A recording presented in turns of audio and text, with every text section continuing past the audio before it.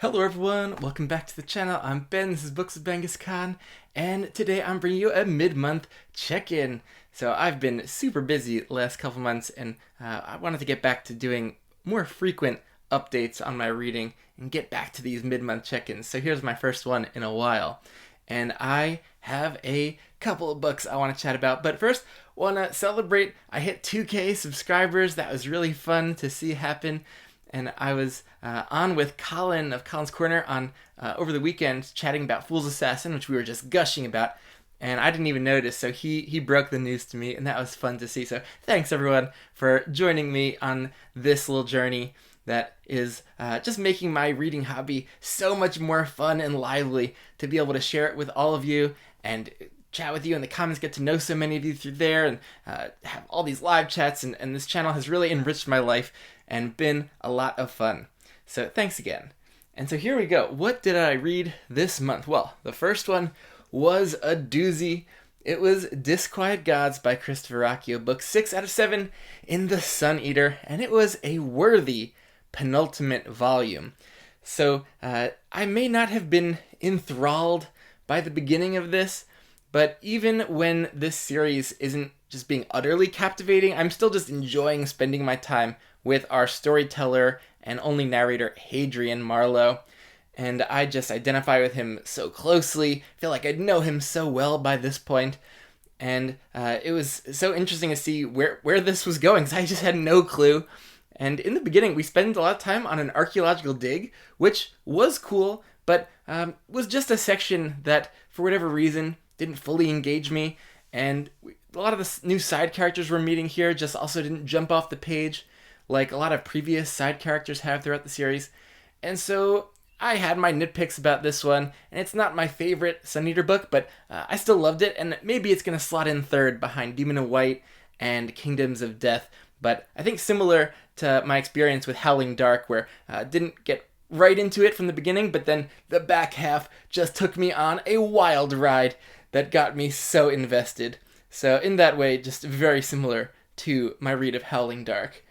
And interestingly, this one it had a few classic Sun Eater action sequences, but then there's this big chapter 40, which Rocchio said he really agonized over writing for many, many weeks.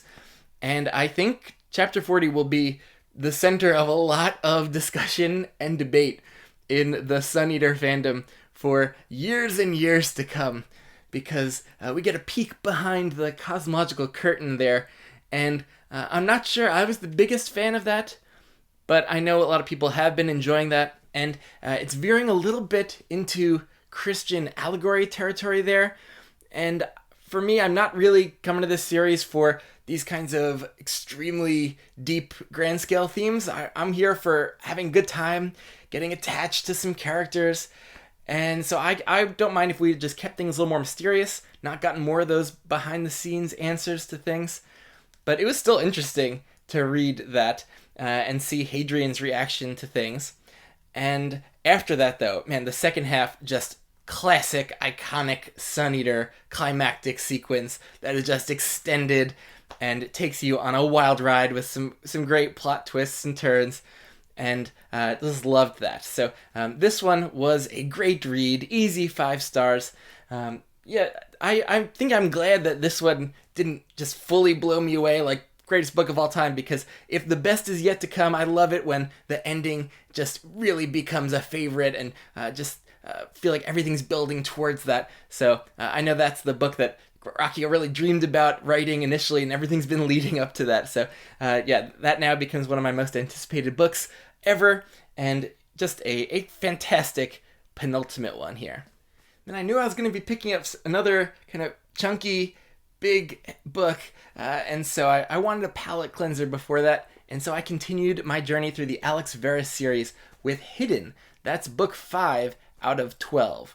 And it's a quick one. It's less than 300 pages in this mass market, and it worked perfectly as that palate cleanser. So, man, even if it was just like a very kind of small-scale mystery book, that would have accomplished its goals for me. And the beginning was a little lackluster, but the second half really raised the stakes for the series. We met some really cool, interesting dark mage characters who we've kind of heard mentions of throughout all the previous books, and we finally see them on the page, and they did not disappoint. And they came off as deep, complex, and mysterious, and not just like a caricature of a villain, but really dangerous, and in a way that a lot of the great Dresden Files villains really have come off. And so, man, this worked perfectly for me as kind of setting the stage for the second half of the series, and kind of building up certain antagonists that seem like will be very compelling. And then on top of that, in the second half, one of the side characters really came to vivid life here in a way that none of the side characters have up to this point. And so that character can really join the POV Alex Verus as being two characters that I'm really invested in now, and that have a lot of depth and complexity to them. I'm still really enjoying Verus as this kind of decent good guy trying to do his best, but who's had a bit of a dark past and has a hard edge and is very clever, and uses this divining kind of future sight magic in really clever ways. And then there was all sorts of different magic involved in the action climax. That was fun. And so this continues to be just a fun, great palate cleanser series. And I will just continue to use those when I feel like I need a quick hitter in there that is not too hard to follow, since there's just usually just one single plot in these books and not too many different moving parts, different characters involved. And so just perfect as a little palate cleanser. So that's been my month, although I should mention I've started The Grace of Kings. That is the beginning of the Dandelion Dynasty by Ken Liu. And I am not too far in, a little over 100 pages, and having a great time with this so far. And this series has intimidated me for so long, but it is, for being something that is kind of an omniscient, kind of almost history book style, introducing us to this world and the politics, it reads so smoothly, doesn't feel overly dense, and I'm already just very immersed in this world of Dara, and seeing what's going on is very compelling. So so far so good with that. And this begins the TBR competition between Jake and Kyle for my readerly affection, since they each chose 3 books to kind of compete to see which set of books I'm gonna like the most. And this was Kyle's pick.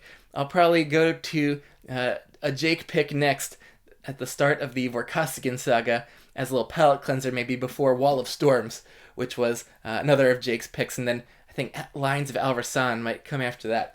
So a lot of really highly anticipated reads coming up for me through this competition, which I'm very excited about. And then I will, at some point, maybe towards the end of the month, beginning next month, continue my journey through Realm of the Otherlings with Fool's Quest, since I just loved Fool's Assassin and am so pumped to continue there as well. So that's been my month so far. Very successful. Let me know what you've been reading and loving. And if you've read anything here, I'd love to see your reactions. And yeah, I'll catch you later.